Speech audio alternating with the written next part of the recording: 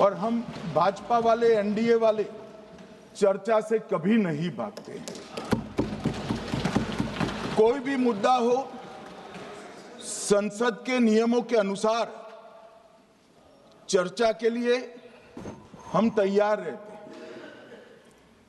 हमने 2 दिन तक विपक्ष के चर्चा करी कि इसको बाद में किया जाए, 2 सत्र बाद में किया जाए, मगर नहीं माने। हमने हाँ भर दी। मेरा दायित्व है मान्यवर कि हमने क्यों ना बोली थी। ना बोलने के 2 कारण थे। एक कारण था कि चर्चा गहन पुनः निरीक्षण के नाम पर वो मांगते थे, एसआईआर के नाम पर मांगते थे। मान्यवर, मेरा बहुत स्पष्ट मत है कि एसआईआर पर इस सदन पे चर्चा नहीं हो सकती है, क्योंकि गहन पुनः निरीक्षण की जिम्मेदारी भारत के चुनाव आयोग की है। भारत का चुनाव आयोग और चुनाव आयुक्त ये सरकार के तहत काम नहीं करते। अगर जब चर्चा होती है और कुछ सवाल खड़े किए जाएंगे तो इसका जवाब कौन देगा? मान्यवर, जब उन्होंने कहा कि हम चुनाव सुधार पर चर्चा करने के लिए तैयार है, हम तुरंत मान गए और आज चुनाव सुधार पर ही चर्चा हुई। मान्यवर, लगभग 63। प्लीज मान्य दादा, आप बीमार हो, मैं समझ रहा हूं, मगर बीमार ज्यादा हो तो घर पे रहा करो, यहां सदन का माहौल मत बिगाड़िए। मान्यवर, 63 सदस्यों ने प्लीज ऐसे माहौल अरे ठीक यार, रहना चाहिए। व्यक्तिगत बात है मेरी और दादा के बीच में। माहौल ठीक रहना चाहिए। मान्यवर, 63 सदस्यों ने पक्ष और विपक्ष से इस चर्चा में हिस्सा लिया है और जो चर्चा का समय हुआ था तय, उससे ज्यादा आपने समय लिया है। इसलिए भी मैं आपका धन्यवाद व्यक्त करना चाहता हूं। मान्यवर, चर्चा तय हुई थी चुनाव सुधारों के लिए, मगर ज्यादातर विपक्ष के सदस्यों ने एसआईआर पर ही चर्चा करी। अब चर्चा इन्होंने जिस तरह से शुरू करी है, जवाब तो मुझे देना पड़ेगा मान्यवर, और मैं मानता हूं उनको सुनना भी चाहिए। मान्यवर, इस एसआईआर पर, गहन पुनर्निरीक्षण पर एक तरफा 4 महीने से झूठ फैलाया और देश की जनता को गुमराह करने का प्रयास किया। और मेरा आग्रह है सदन के पक्ष और विपक्ष के सभी सदस्यों, मैंने एसआईआर की प्रक्रिया का, इससे जुड़े हुए संवैधानिक अनुबंधों का और भूतकाल में जो एसआईआर हुए वो सभी का गहन अभ्यास किया है। मैं आज आपके माध्यम से इस सदन को और सदन के माध्यम से पूरे देश की जनता को जो झूठ विशेषकर कांग्रेस पार्टी द्वारा फैलाया गया है, वो झूठ का मेरे तर्कों के हिसाब से जवाब देना चाहता हूं। आप बेटे ज्ञान मत दीजिए। मान्यवर, ये देश के संविधान में, मान्यवर, ये देश के संविधान से, संविधान के अनुच्छेदों से चुनाव आयोग की रचना हुई। एक प्रकार से चुनाव आयोग एक संवैधानिक संस्था है। संविधान के अंदर चुनाव आयोग का गठन, उसकी शक्तियां, चुनावी प्रक्रिया, मतदाता की परिभाषा और मतदाता सूची को तैयार करने और उसके सुधारने के लिए की शक्तियां, इसके बारे में स्पष्ट प्रावधान किए गए। और मान्यवर, बड़ी विनम्रता से मैं बताना चाहता हूं कि प्रावधान जब किए गए तब हमारी पार्टी बनी ही नहीं थी। हमारी पार्टी के अलावे जो लोग हैं, इन लोगों ने संविधान सभा में चर्चा कर संविधान को बनाया था। इसलिए ये पूरी चुनाव की प्रक्रिया जो संविधान के अंदर व्याख्यायित की गई है और आज जो हो रहा है, ये दोनों के बीच में क्या अंतर है और आरोप क्या है, इसको मैं जवाब देना चाहता हूं। माननीय, फ्री एंड फेयर चुनाव कराने का हमारा संविधान ने जिम्मेदारी चुनाव आयोग की तय की। मतदाता सूची बनाने की और मतदाता सूची में सुधार करने की जिम्मेदारी भी चुनाव आयोग को दी। अनुच्छेद संविधान के भाग 15 में अनुच्छेद 324, इसमें चुनाव आयोग का गठन, चुनाव आयुक्त की नियुक्ति, लोकसभा, राज्यसभा, विधानसभा, उपराष्ट्रपति और राष्ट्रपति, ये सभी चुनाव का संपूर्ण नियंत्रण संविधान ने चुनाव आयुक्त को दिया है। और चुनाव आयुक्त एक से ज्यादा हो तो इलेक्शन कमिश्नर को दिया है। अब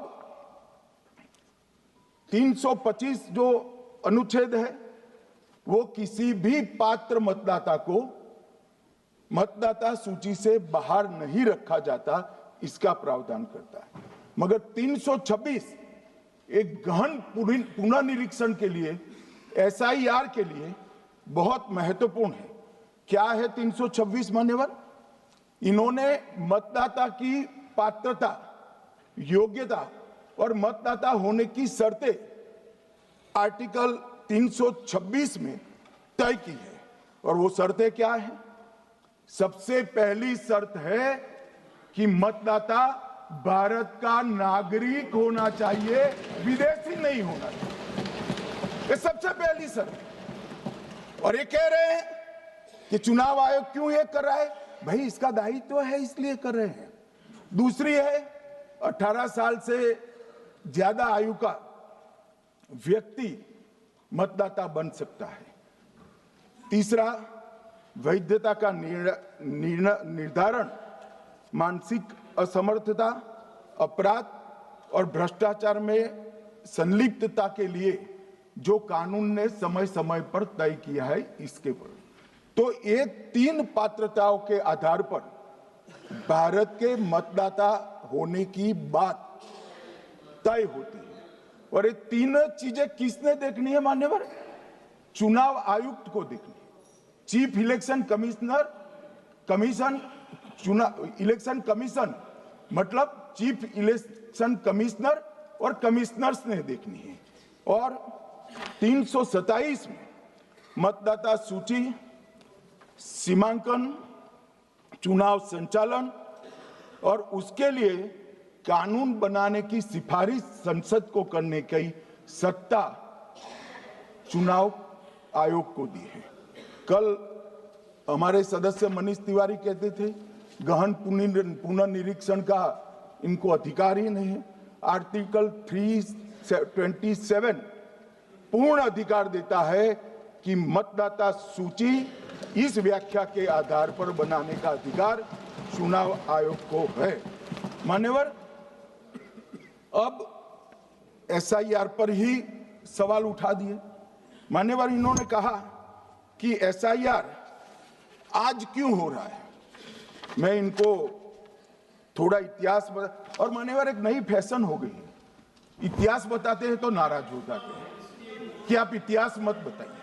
अरे भला, कोई भी प्रक्रिया, कोई भी देश, कोई भी समाज इतिहास को छोड़कर कैसे आगे बढ़ सकता है? इतिहास कोई भी समाज का महत्वपूर्ण अंग है। मान्यवर, हमारे लोकतांत्रिक इतिहास की शुरुआत 1952 से हुई। तो सबसे पहला गहन पुनर्निरीक्षण एसआईआर कब हुआ? 1952 में। एसआईआर की क्या जरूरत है वो कहते हैं, इसलिए मैं कहता हूं। तो उस वक्त प्रधानमंत्री कौन थे? जवाहरलाल नेहरू।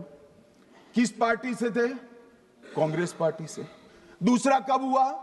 1957 में। फिर जवाहरलाल नेहरू प्रधानमंत्री थे, कांग्रेस पार्टी से थे। तीसरा हुआ 61 में, उसमें भी जवाहरलाल नेहरू प्रधानमंत्री थे और कांग्रेस पार्टी थे। 65-66 में भी हुआ, एक ही गहन पुनर्निरीक्षण 2 साल में हुआ। उस वक्त भी श्री लाल बहादुर शास्त्री प्रधानमंत्री थे, कांग्रेस पार्टी थे।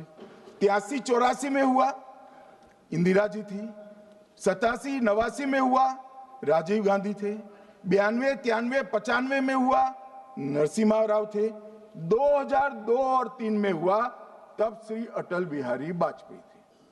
मान्यवर, 2004 में गहन पुनर्निरीक्षण समाप्त हुआ, तब डॉक्टर मनमोहन सिंह जी प्रधानमंत्री थे। तो 2, 3, 4 का एक गहन पुनर्निरीक्षण हुआ, एसआईआर हुआ। उसमें 2 साल एनडीए के प्रधानमंत्री थे, भाजपा के थे, और 1 साल डॉक्टर मनमोहन सिंह।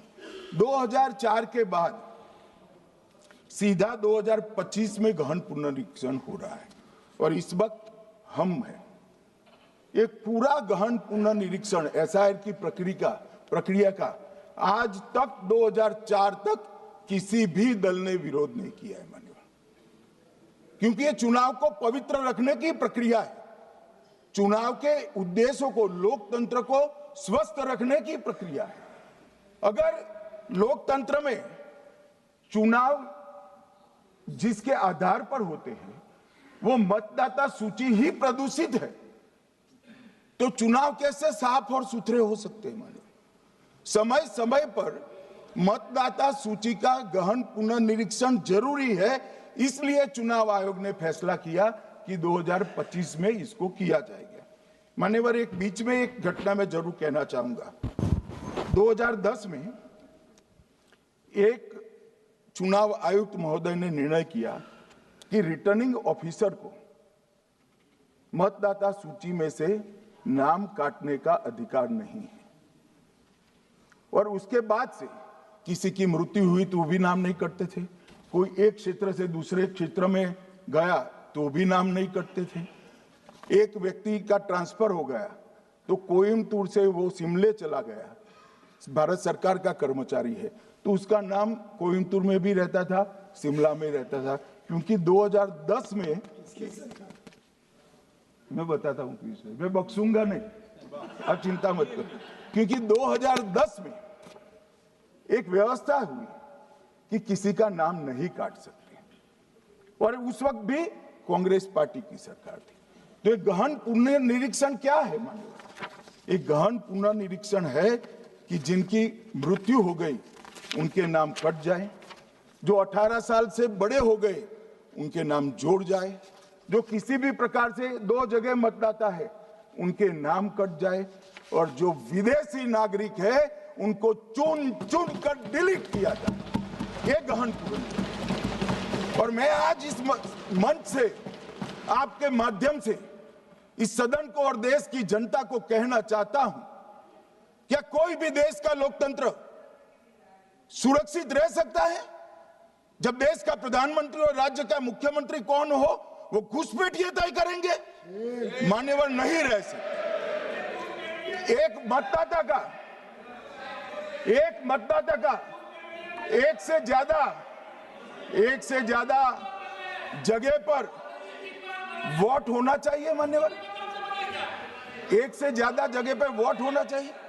जो लोगों का मृत्यु हो चुका है, मान्यवर, जिन लोगों का मृत्यु हो चुका है उनका वोट मतदाता सूची में होना चाहिए। मान्यवर, ये एसआईआर और कुछ नहीं है, मतदाता सूची का शुद्धिकरण है।